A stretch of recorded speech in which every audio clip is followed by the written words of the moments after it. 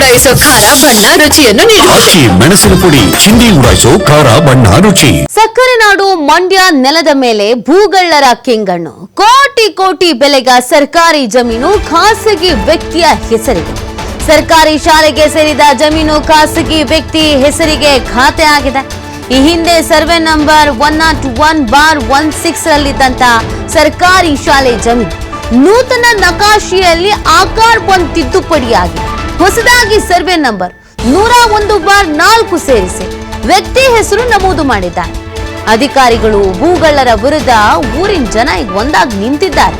ಸರ್ಕಾರಿ ಶಾಲೆ ಜಾಗ ಉಳಿಸೋಕೆ ಹುಲಿಕೆರೆ ಗ್ರಾಮಸ್ಥರು ಒಂದಾಗಿದ್ದಾರೆ.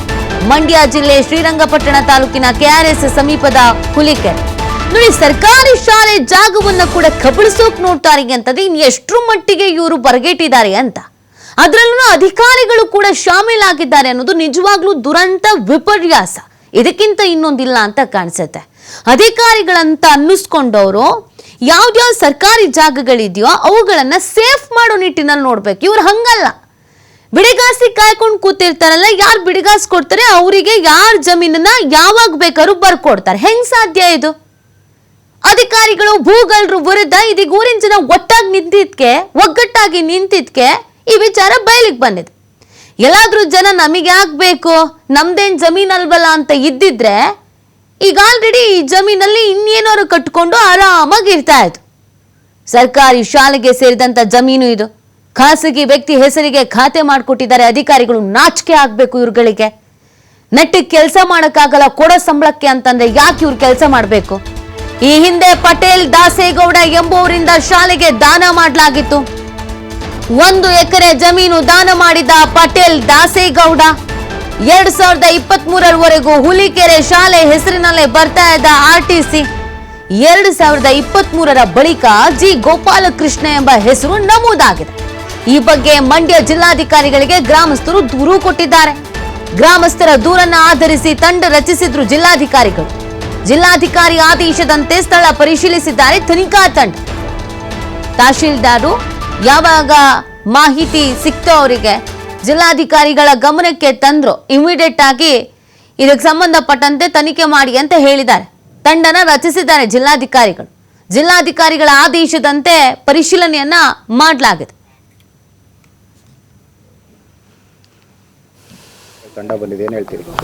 ಸರ್, ನಾವು ಇದನ್ನ 2000 ಇಸ್ವಿಯಿಂದ ಓಡಾಡ್ಕೊಂಡು ಕಾರ್ಯಕ್ಕೆ ಹೋಗಿದ್ದೋ.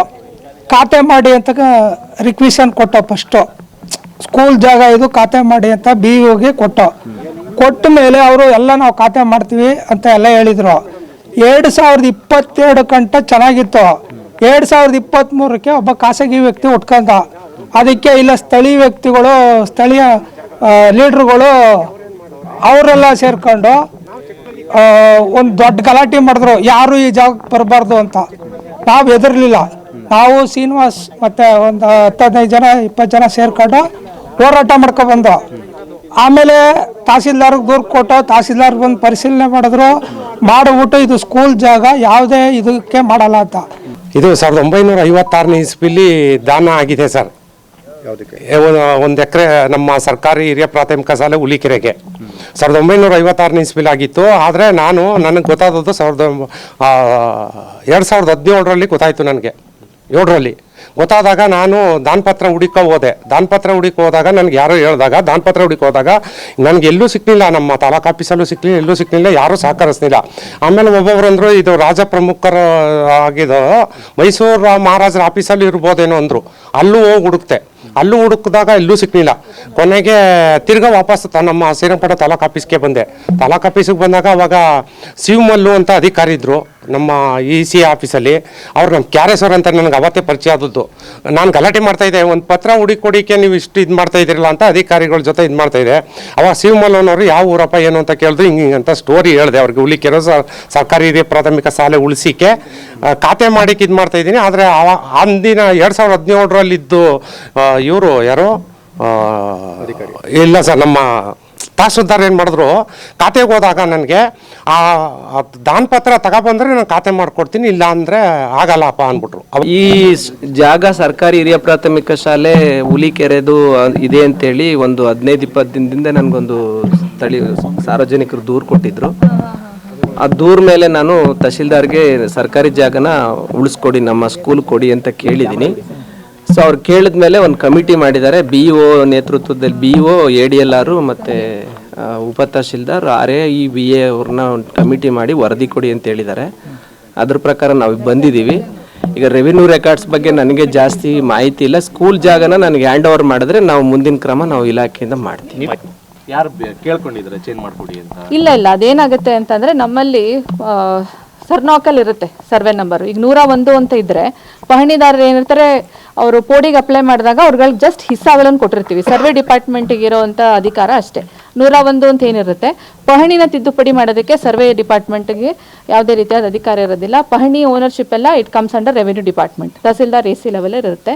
ಸೊ ಇಲ್ಲಿ ಸರ್ಕಾರಿ ಶಾಲೆನ RTCಯಿಂದ ಕೈ ಬಿಟ್ಟಿಲ್ಲ, ಇದೆ, ಅದು ಜಾಗದ್ದು ಗೊಂದಲ ಆಗಿರೋವಂಥದ್ದು. ಈ ಬಗ್ಗೆ ಮತ್ತಷ್ಟು ಮಾಹಿತಿ ನೀಡ್ತಾರೆ ನಮ್ಮ ಪ್ರತಿನಿಧಿ ಶಶಿಕುಮಾರ್. ಈಗ ಊರಿನ ಜನರೆಲ್ಲ ಒಂದಾಗಿದ್ದಕ್ಕೆ ಓಕೆ, ಇಲ್ಲ ಅಂತ ಹೇಳಿದ್ರೆ ಇಲ್ಲಿ ಸರ್ಕಾರಿ ಸ್ಕೂಲ್ನ ಜಾಗವೇ ಇವರು ವಶಕ್ಕೆ ಪಡಿಸ್ಕೊಂಡು ಬಿಡ್ತಾ ಇದ್ರು. ಸದ್ಯಕ್ಕೆ ಈಗ ಅಧಿಕಾರಿಗಳು ಸ್ಥಳಕ್ಕೆ ಬಂದಾಗ ಏನೆಲ್ಲ ಡೆವಲಪ್ಮೆಂಟ್ ಆಯ್ತು, ಇದಕ್ಕೆ ಸಂಬಂಧಪಟ್ಟಂತೆ ಏನಾದರೂ ಆಕ್ಷನ್ಸ್ ಆಗಿದೆಯಾ? ನಿತೀಶ್, ಸದ್ಯಕ್ಕೆ ಏನೋ ಜಿಲ್ಲಾಧಿಕಾರಿಗಳ ನೇತೃತ್ವದಲ್ಲಿ ಜಿಲ್ಲಾಧಿಕಾರಿಗಳ ಸೂಚನೆಯಂತೆ ಅಧಿಕಾರಿಗಳು ಇದೀಗ ಏನೋ ಸ್ಥಳಕ್ಕೆ ಭೇಟಿಯನ್ನ ನೀಡಿರ್ತಕ್ಕಂಥದ್ದು. ಭೇಟಿಯನ್ನ ನೀಡಿ ವರದಿಯನ್ನ ಕೂಡ ಕೊಡ್ಬೇಕಾಗಿರ್ತಕ್ಕಂಥದ್ದು. ಇದಕ್ಕೆ ಸಂಬಂಧಪಟ್ಟಂತೆ ಏನು KRS ಪಕ್ಕದಲ್ಲೇ ಇರ್ತಕ್ಕಂಥ ಹುಲಿಕೆರೆ ಗ್ರಾಮದಲ್ಲಿ ಈ ಒಂದು ಘಟನೆ ಆಗಿರ್ತಕ್ಕಂಥದ್ದು. ಈ ಹಿಂದೆ 1956ರಲ್ಲಿ ಗ್ರಾಮದ ಪಟೇಲ್ ದಾಸೇಗೌಡ ಅನ್ನುವಂಥವ್ರು ತಮ್ಮೂರಿನ ಸರ್ಕಾರಿ ಹಿರಿಯ ಪ್ರಾಥಮಿಕ ಶಾಲೆಗೆ ಅಂತೇಳಿ 1 ಎಕರೆ ಭೂಮಿಯನ್ನ ದಾನವಾಗಿ ಕೊಟ್ಟಿರ್ತಾರೆ. ಆ ಭೂಮಿ ಸುಮಾರು 2023ವರೆಗೂ ಕೂಡ ಸರ್ಕಾರಿ ಶಾಲೆ, ಹಿರಿಯ ಪ್ರಾಥಮಿಕ ಶಾಲೆ ಹುಲಿಕೆರೆ ಹೆಸರಿನಲ್ಲೇ ಇರುತ್ತೆ, ಅಂದ್ರೆ RTC ನಲ್ಲಿ ಹೆಸರು ಇರುತ್ತೆ. ಆದ್ರೆ ಇತ್ತೀಚೆಗೆ ಏನೋ ಅಧಿಕಾರಿಗಳು ಮತ್ತೆ ಏನೋ ಕೆಲ ಭೂಗಳರ ಒಂದು ಕೆಂಗಣ್ಣಿಂದಾಗಿ ಆ ಒಂದು ಭೂಮಿಯನ್ನ ಖಾಸಗಿ ವ್ಯಕ್ತಿಗೆ ನಮೂದು ಮಾಡಿರ್ತಕ್ಕಂಥದ್ದು ಕೂಡ ಈಗ ಕಂಡು ಬಂದಿರತಕ್ಕಂಥದ್ದು. ಈ ಹಿಂದೆ ಸರ್ವೆ ನಂಬರ್ 101/16ರಲ್ಲಿ ಸರ್ಕಾರಿ ಶಾಲೆ ಅಂತಾನೆ ಜಮೀನ ನಮೂದಾಗಿತ್ತು. ಆದ್ರೆ ನೂತನ ನಕಾಸೆಯನ್ನ ಮಾಡಿ ಅದರಲ್ಲಿ ಆಕಾರ ಬಂದಿಯನ್ನು ಕೂಡ ತಿದ್ದುಪಡಿ ಮಾಡಿರ್ತಕ್ಕಂಥ ಸರ್ಕಾರಿ ಅಧಿಕಾರಿಗಳು ಬೆಂಗಳೂರಿನ ಒಬ್ಬರನ್ನ G. ಗೋಪಾಲಕೃಷ್ಣ ಅನ್ನೋ ಒಬ್ಬ ವ್ಯಕ್ತಿ ಹೆಸರಿಗೆ ಅದನ್ನ RTCಯನ್ನ ಕೂಡ ಸರ್ವೆ ನಂಬರ್ನ ಬದಲಾವಣೆ ಮಾಡಿಸಿ, ಅಂದ್ರೆ G. ಗೋಪಾಲಕೃಷ್ಣ ಅಂತ ಏನಿದ್ದಾರೆ ಅವರ ಹೆಸರಿಗೆ ಹೊಸ RTCಯನ್ನ ಮಾಡಿರ್ತಕ್ಕಂಥದ್ದು. ಅಂದ್ರೆ ಜಾಗ ಮಾತ್ರ ಅದೇ ಇರುತ್ತೆ, ಆದ್ರೆ ಆಕಾರ ಬಂದನ್ನ ಮಾತ್ರ ಬದಲಾವಣೆ ಮಾಡಿರ್ತಕ್ಕಂಥದ್ದು. ಆದ್ರೆ ಇರತಕ್ಕಂಥ ಜಾಗವನ್ನ ಸರ್ಕಾರಿ ಶಾಲೆಗೆ ಬದಲಾಗಿ ಖಾಸಗಿ ವ್ಯಕ್ತಿ ಹೆಸರಿಗೆ ಮಾಡಿರ್ತಕ್ಕಂಥದ್ದು. ಈ ವಿಚಾರ ಗೊತ್ತಾಗ್ತಿದ್ದಂತೆ ಗ್ರಾಮಸ್ಥರು ಒಂದಾಗಿರ್ತಕ್ಕಂಥದ್ದು. ಶ್ರೀನಿವಾಸ್ ಮತ್ತೆ ಚೆಲುವರಾಜ್ ಅನ್ನೋರು ನೇತೃತ್ವದಲ್ಲಿ ಹೋರಾಟವನ್ನು ಕೂಡ ಹಮ್ಮಿಕೊಂಡಿರ್ತಕ್ಕಂಥದ್ದು. DC ಮತ್ತೆ ತಹಸೀಲ್ದಾರ್ ಸಂಬಂಧಪಟ್ಟ ಅಧಿಕಾರಿಗಳಿಗೆ ದೂರನ್ನು ಕೂಡ ಕೊಟ್ಟಿರ್ತಕ್ಕಂಥದ್ದು. ಹೀಗಾಗಿ DC ಈ ಒಂದು ದೂರನ್ನ ಆಧರಿಸಿ ಈ BO ನೇತೃತ್ವದ ಒಂದು ADLR ನೇತೃತ್ವದಲ್ಲಿ ಒಂದು 5 ಜನರ ಕಮಿಟಿಯನ್ನು ರಚನೆ ಮಾಡಿರ್ತಕ್ಕಂಥದ್ದು. ಅವರೆಲ್ಲರೂ ಕೂಡ ಇದೀಗ ಸ್ಥಳಕ್ಕೆ ಭೇಟಿಯನ್ನು ಕೂಡ ನೀಡಿರ್ತಕ್ಕಂಥದ್ದು. ಏನು ದಾನವಾಗಿ ಕೊಟ್ಟಿರ್ತಕ್ಕಂತ ಒಂದು ಭೂಮಿಯನ್ನ ಸರ್ಕಾರಿ ಶಾಲೆಯ ಸರ್ಕಾರಿ ಅಧಿಕಾರಿಗಳು ಅದನ್ನ ಹದ್ದುಬಸ್ತ್ ಮಾಡಿ ಅದನ್ನ ಉಳಿಸುವಂತ ಕೆಲಸವನ್ನ ಮಾಡಬೇಕಿತ್ತು. ಆದ್ರೆ ಇವರ ನಿರ್ಲಕ್ಷ್ಯದಿಂದಾಗಿ, ಜೊತೆಗೆ ಏನು ಸರ್ಕಾರಿ ಅಧಿಕಾರಿಗಳ ಒಂದು ಹಣದಾಸೆಗೆ ಈ ಒಂದು ಸರ್ಕಾರಿ ಭೂಮಿ ಈಗ ಪರರ ಪಾಲಾಗ್ತಿರ್ತಕ್ಕಂಥದ್ದು. ಅದನ್ನ ತಡೆ ನಿಟ್ಟಿನಲ್ಲಿ ಗ್ರಾಮಸ್ಥರು ಒಂದಾಗಿದ್ದಾರೆ. ಅದರ ಸಂಬಂಧಪಟ್ಟಂತೆ ಈಗಾಗಲೇ ಸ್ಥಳಕ್ಕೂ ಕೂಡ ಅಧಿಕಾರಿಗಳು ಭೇಟಿ ನೀಡಿರ್ತಕ್ಕಂಥದ್ದು. ಯಾವ ರೀತಿ ವರದಿಯನ್ನ ಕೊಡ್ತಾರೆ, ಅದನ್ನ ಉಳಿಸೋ ನಿಟ್ಟಿನಲ್ಲಿ ಏನ್ ಕ್ರಮವನ್ನ ಕೈಗೊಳ್ತಾರೆ ಅನ್ನೋದನ್ನ ಕಾದ್ ನೋಡ್ಬೇಕಾಗಿರ್ತಕ್ಕಂಥದ್ದು. ನೀತಿ. ಓಕೆ, ಥ್ಯಾಂಕ್ ಯು ಶಶಿಕುಮಾರ್ ತಮ್ಮ ಡೀಟೇಲ್ಸ್ಗಾಗಿ.